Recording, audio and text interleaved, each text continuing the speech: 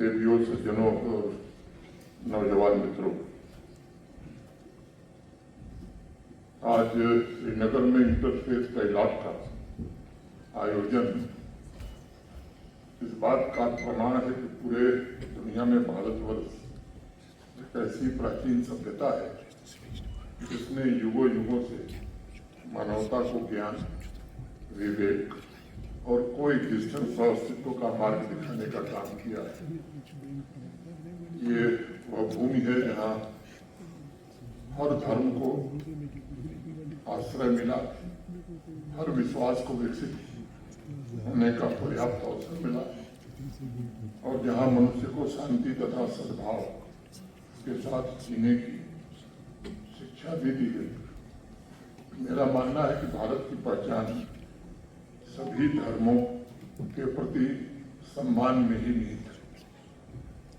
और प्राचीन काल से हम देखें तो भारतवर्ष ने ऐसी मिट्टी तैयार की जिसमें प्राचीन आस्थाएं समान रूप से विकसित हो सके। आज संपूर्ण विश्व इस तथ्य को स्वीकार कर रहा है कि संसार में सबसे प्राचीन रूप से अगर हम कहें मत, आस्था, पूजा पद्धति जो भी या विश्वास, ये जो भारत प्राचीन भारत है, इन लोगों ने किसी पर थोपने का काम नहीं किया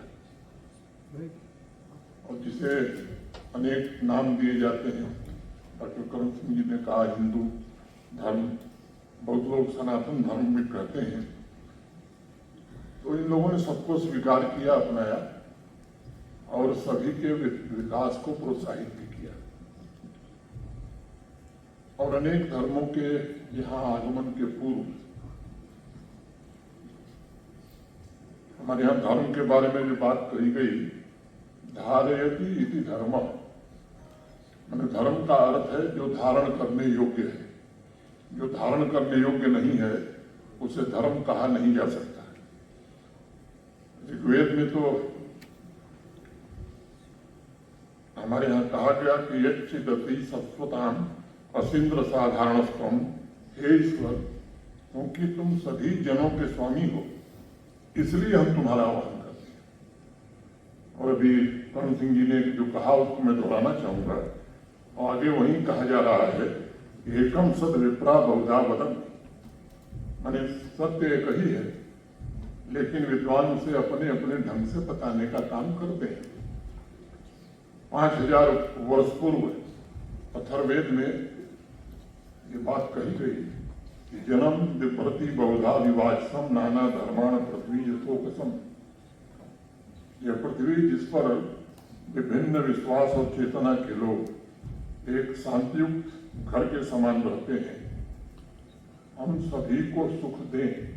ये बात प्राचीन काल से हमारे यहाँ कही जा रही है। तो मुझे लगता है कि सहअस्तित्व और सर्वधर्म संभाव का इतना मजबूत आधार प्राचीन भारत ने तैयार किया और यही मुख्य कारण था जिसका जिक्र आदरणीय करण सिंह जी ने किया। ईसाई धर्म हो, यहूदी हो, इस्लाम हो, पारसी परंपरा हो, अनेक धार्मिक धाराओं को भारत में एक ऐसा वातावरण मिला जहां वे केवल सुरक्षित ही नहीं रही बल्कि समृद्ध भी हुई। वैचारिक, आध्यात्मिक और सांस्कृतिक शब्दावली में मुझे लगता है कि मैं इसे भारतीयता कहता हूं, तो अभी ख्वाजा साहब ने हिंदुस्तानियत कहा। और यही सर्वधर्म संभाव या सत्य की खोज, विविधता में एकता और वसुधैव कुटुंबकम जैसी साझा सांस्कृतिक चेतना का दर्शन भी इसी मिट्टी में पैदा हुआ है।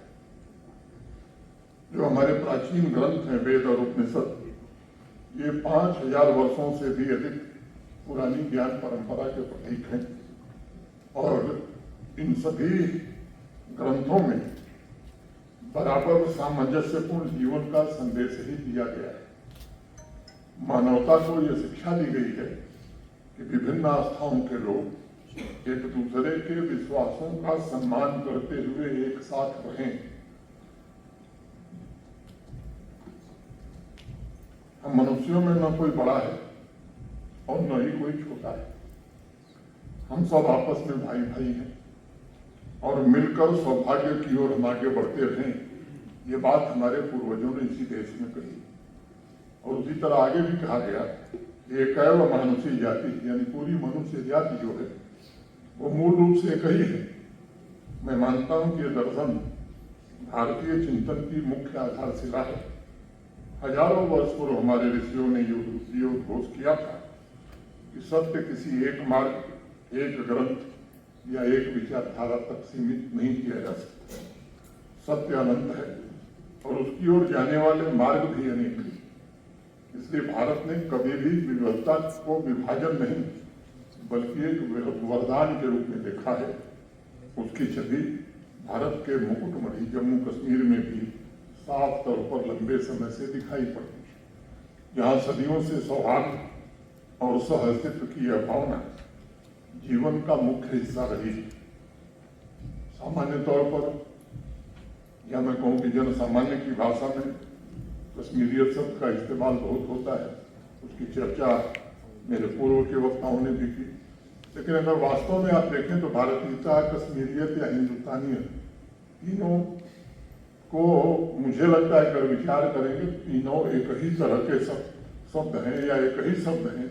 ये अलग अलग नाम दिए गए हैं और जो मूल भावना का प्रतीक इसमें यही है कि ये हमने प्राचीन काल से ही सीखा हुआ है। सभी धर्मों, संस्कृतियों और परंपराओं के समान सम्मान की भावना रखना है। भारतीयता या कश्मीरियत केवल सांस्कृतिक पहचान नहीं बल्कि ये कोएग्जिस्टेंस का सबसे बड़ा दर्शन है, सहअस्तित्व का दर्शन है। 12वीं 13वीं शताब्दी में जब यहाँ इस्लाम का प्रसार हुआ, अनेक सूफी संत इस्लाम के विद्वान यहाँ आए और उस समय भी भारत भूमि में ऐसी संस्कृति उन्होंने देखी जो प्रेम, करुणा और समभाव पर आधारित थी। और अनेक विद्वानों ने वेद, उपनिषद या बौद्ध धर्म, जैन धर्म की समरसता को सीखा। और यही नहीं, संस्कृत में जो ज्ञान मौजूद था उन तमाम भंडारों का अरबी में अनुवाद भी अनेक विद्वानों ने यहाँ किया, कराया।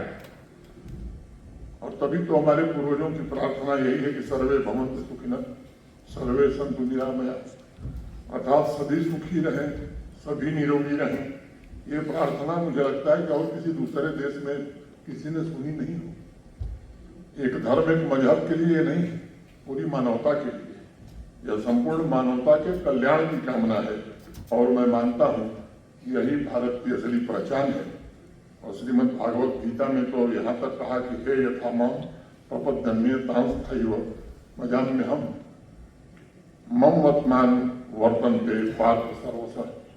अर्थात जिस रूप में भी व्यक्ति मुझे चाहे, मैं उसी रूप में उसकी इच्छाएं पूरी करता हूँ। और व्यक्तियों के रास्ते चाहे कोई हो, वे मेरे ही मार्ग पर चलते हैं। चाहे हिंदू बन करके चलिए, चाहे इस्लाम ग्रहण करके चलिए, या सिखिज्म अपना करके चलिए, या ईसाई बन करके चलिए। इतिहास पर अगर नजर डालें तो मुझे लगता है इतिहास गवाह है, जब दुनिया के अनेक भागों में यहूदी समुदाय का बहुत उत्पीड़न हो रहा था, तब उन्हें केरल में भारत ने सुरक्षित स्थान दिया। पारसी समुदाय की बात आदरणीय करण सिंह जी ने की। जब वो अपने मूल स्थान से विस्थापित हुए तब उन्हें भी हिंदुस्तान नहीं अपनाया गुजरात। जब ईसाई आए तो उन्होंने भी इस भूमि पर दुनिया के प्राचीनतम चर्चों में से कुछ चर्चों की स्थापना हिंदुस्तान में की। इस्लाम भी जब भारत आया तब देश में मंदिर, गुरुद्वारा और गिरजाघरों के साथ साथ मस्जिदें भी सम्मान और गरिमा के साथ खड़ी हुई। तो मुझे लगता है कि भारतीयता में किसी अन्य धर्म के व्यक्ति को बलपूर्वक प्रलोभन देकर अपने धर्म में शामिल करने की कोई अवधारणा कभी नहीं थी। भारतवर्ष और उसकी भारतीयता ने कभी किसी से ये नहीं कहा कि वो अपनी आस्था को त्याग दे। और हमारे यहाँ तो धर्म में भी ये बात कही जाती है कि अगर दूसरे धर्म का अनादर आप करते हैं तो आप धार्मिक हो ही नहीं सकते। भारत ने सदैव ये बात कही है कि अपनी आस्था, अपना विश्वास साथ लाइए, अपनी परंपरा साथ लाइए और हमारे साथ सौहार्द पूर्वक रहिए और जीवन बिताइए। यही भारत की विशिष्टता है, यही भारत दर्शन की महानता है और आज के विश्व के लिए यही भारत का संदेश है। मैं राष्ट्रीय उर्दू भाषा विकास परिषद और इंटरफेथ हार्मनी फाउंडेशन के इनिशिएटिव की भूरी भूरी प्रशंसा करता हूं कि उन्होंने समाज को जोड़ने के मिशन में बहुत ही महत्वपूर्ण भूमिका निभाने का काम किया है। इतिहासकारों का मानना है कि 13वीं शताब्दी में जब उर्दू का जन्म हुआ तब इसे हिंदवी कहा जाता था, यानी यह भारतीय भाषा फारसी, अरबी और तुर्की के मेल से बनी ये बोलचाल की भाषा थी, जिसे 19वीं शताब्दी में परिष्कृत करके फारसी अरबी लिपि अपनाई गई। डॉक्टर करम सिंह जी ने बहुत ही व्रतापूर्ण बातें कही हैं। मुझे लगता है कि थोड़ा बहुत शेर शायरी मुझे भी सुनने का शौक है। डॉक्टर करम सिंह जी की तरह मैं कई दिन नहीं बोल सकता, कभी कभी मैं भी बोल देता हूँ। 13वीं शताब्दी से उर्दू के लेखकों जैसे अमीर खुसरो की लेखनी पर आप देखें तो वेद और उपनिषद इनका काफी प्रभाव पड़ा है। उसी तरह पर्शियन और सूफी लेखों पर भी भारतीय दर्शन की गहरी छाप है। मैं मानता हूं कि वर्तमान समय में जब दुनिया अनेक संघर्षों, विभाजनों और असहिष्णुता की चुनौतियों से जूझ रही है, तब ये दर्शन मुझे लगता है कि एक मार्गदर्शक या एक प्रकाश के रूप में दुनिया का मार्गदर्शन कर सकती है।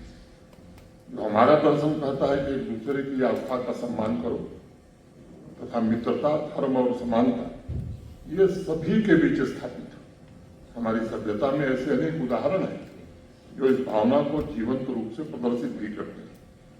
हम सब जानते हैं कि विश्व के प्राचीन और महानतम ज्ञान केंद्र नालंदा विश्वविद्यालय ने चीन, तिब्बत, कोरिया और अनेक देशों के विद्वानों का दिल खोल करके यहाँ स्वागत किया। वहां किसी ने अपनी आस्था बदलने को कभी कहा नहीं, बल्कि वहां केवल ज्ञान के आदान प्रदान पर ही बल दिया गया। मुगल शासक अकबर ने भारतीय समन्वय की भावना से प्रेरित होकर विभिन्न धार्मिक परंपराओं के श्रेष्ठ तत्वों को एक साथ जोड़ने का प्रयत्न इसी देश में किया। वो संत कबीर ने हिंदू और मुस्लिम पहचान से ऊपर उठकर मानव एकता का एक संदेश पूरी दुनिया को दिया। गुरु नानक देव, योगिनी ललेश्वरी, नंद ऋषि, इन सभी ने सभी की आस्थाओं के सम्मान और मानवता का संदेश देकर इस सर्वधर्म संभाव परंपरा को आगे बढ़ाने का काम किया है। पूरे देश में जो कश्मीर की धरती है, ये सर्वधर्म संभाव और आपसी भाईचारे का सर्वोत्कृष्ट उदाहरण इसने प्रस्तुत किया है। सभी धर्मों का सम्मान कश्मीर की समृद्ध परंपरा रही है। कश्मीरियत की भावना, ऋषि सूफी परंपरा, साझी विरासत, सभी धार्मिक स्थलों और त्योहारों का आदर सम्मान, ये जम्मू कश्मीर की असली पहचान है। वो माता वैष्णो देवी हो, बाबा अमरनाथ हो, दरगाह हजरत बल हो, गुरुद्वारा छठी पातशाही हो, सेंट ल्यूक चर्च हो, सभी समुदायों के लिए गहरी श्रद्धा और सम्मान के केंद्र है। लंगदेद और शेखुल आलम, मीर सैयद अली हमदानी, बुलबुल शाह, मखदूम साहिब ने सांप्रदायिक सद्भाव और आध्यात्मिक शांति को बहुत ही बढ़ावा दिया। कल मुहर्रम पूरे उत्साह से सफलतापूर्वक यहाँ मनाया गया। मैं भी कल उस जलसे में शामिल था, मैं भी गया था। और आज शाम को इसी सभागार में अमरनाथ जी की यात्रा स्थल कैसे होगी, 4 बजे से इसी सभागार में बैठक भी है और कश्मीर के हर एक खित्ते से, कश्मीर के हर एक स्थान से उसमें बड़ी संख्या में लोग आएंगे। यही कश्मीरियत, यही जम्मू कश्मीर की वास्तविक खूबसूरती है। यह ध्यान देने की जरूरत है कि ललदेद ने क्या कहा था। उन्होंने कहा कि शिव सर्वव्यापी है और इसलिए हिंदू मुसलमान का भेद न कर, मोजान हयोन तो मुसलमान। शेखुल आलम ने कहा खुदा एक ही है जिसके लाखों नाम है और संसार भर में उसी का प्रकाश है। खुद ये कोई नाव छुस लचा। मैं भारतीयता और उससे उपजी कश्मीरियत के स्वभाव को भविष्य के लिए मार्गदर्शक के रूप में देखता हूँ और ये आज मैं कह सकता हूँ कि आने वाले भविष्य में भारत ही दुनिया को सौहार्द का मार्ग दिखा सकता है या उसका दीप स्तंभ बन सकता है। आज दुनिया धर्म, भाषा, नस्ल और विचारधाराओं के आधार पर विभाजित दिखाई पड़ती है, परंतु पूरी दुनिया को यह विश्वास है कि भारतीय दर्शन इन विभाजनों को पाटने की क्षमता रखता है। हमारे ऋषियों ने सिखाया कि संपूर्ण मानवता एक परिवार है। महाउपनिषद का प्रसिद्ध वाक्य वसुधैव कुटुंबकम अर्थात समस्त विश्व एक परिवार है, यह भारत का जीवन दर्शन है। यदि विश्व इस सिद्धांत को अपनाता है तो संघर्ष कम होंगे, शांति का विस्तार होगा। मैं वैश्विक समुदाय तथा आवाम के सभी वर्ग और सभी धर्म के लोगों से निवेदन करूंगा कि हमें अपनी प्राचीन ज्ञान परंपरा को जीना चाहिए। विश्व के साथ सौहार्द, सहअस्तित्व और मानव एकता का ज्ञान साझा करने के लिए भारत के लोगों को भविष्य में भी अपने उत्तरदायित्व का निर्वहन करना होगा। आज के इस इंटरफेथ डायलॉग से जरूर ये संदेश जाना चाहिए कि भारत एक महान विचार है, ऐसा विचार जो कहता है कि मानवता के साथ मिलकर ही जीना चाहिए, ऐसा विचार जो हर आस्था के सम्मान की बात करता है, ऐसा विचार जो पूरी दुनिया को एक परिवार मानता है। मेरा निवेदन होगा कि हम इस विचार को मिल करके आगे बढ़ाएं। हम दुनिया को याद दिलाएं कि शांति संभव है, सौहार्द प्राप्त किया जा सकता है और सभी धर्मों के प्रति सम्मान ही उज्जवल भविष्य की गारंटी। मेरी प्रार्थना है ईश्वर से कि हम अपने वेद उपनिषद की शिक्षा, अपने सभी महान संतों, ऋषियों, सूफियों के आदर्शों और भारतीयता की भावना को अपने जीवन में उतारे। क्योंकि गांधी जी एक बात बार बार कहते थे कि जो कुछ हम कहते हैं वो करके दिखाएं। जो हम कहते हैं अगर कर नहीं सके तो मुझे लगता है उस कहने का कोई अर्थ नहीं होता है। और इसलिए मैं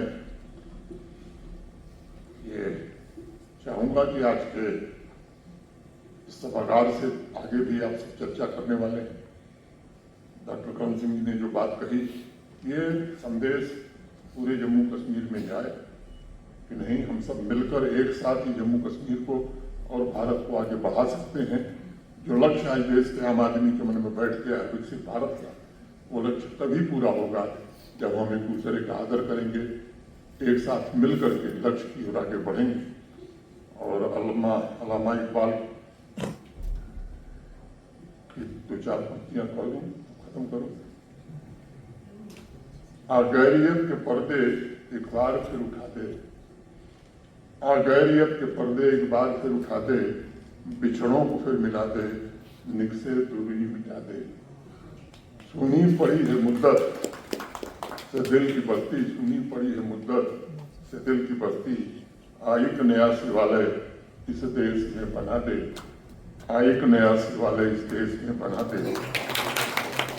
दुनिया के तीर्थों से ऊंचा हो अपना तीर्थ, दुनिया के तीर्थों से ऊंचा हो अपना तीर्थ, दामाने आसमां में इसका कलश मिला दे। और सुबह उठ के गाएं, और सुबह उठ के गाएं मंत्र वो मीठे मीठे, सारे पुजारियों को मैं प्रीत की पिला दे, सारे पुजारियों की मैं प्रीत की पिला दे। शक्ति भी शांति भी भक्ति के गीत में, शक्ति भी शांति भी भक्ति के गीत में हो, धरती के वासियों को मुक्ति प्रीत में हो, धरती के वासियों को मुक्ति प्रीत में हो। बहुत बहुत धन्यवाद। जय हिंद, जय।